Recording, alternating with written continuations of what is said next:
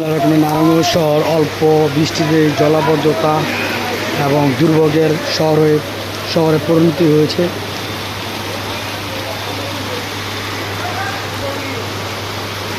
বিশেষ করে ব্যাটারি চালিত যানবাহনগুলো, মিশুক অটো, এগুলা অহরহই নষ্ট হয়ে যাচ্ছে এবং স্কুল কলেজের ছাত্রছাত্রীরা যাতায়াতের দুর্ভোগে পড়ছে।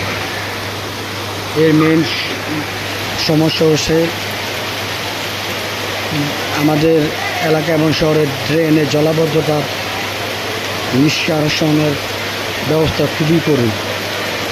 এগুলো যদি ঠিক করা হয় এবং অবৈধ খালবিলগুলো যদি দখলমুক্ত করা যায়, তাহলে এই জলাবদ্ধতা থেকে মুক্তি পাবে নারায়ণগঞ্জ শহরবাসী। প্রতিটি এলাকায়, মহল্লায়, শহরে জলাবদ্ধতা সৃষ্টি।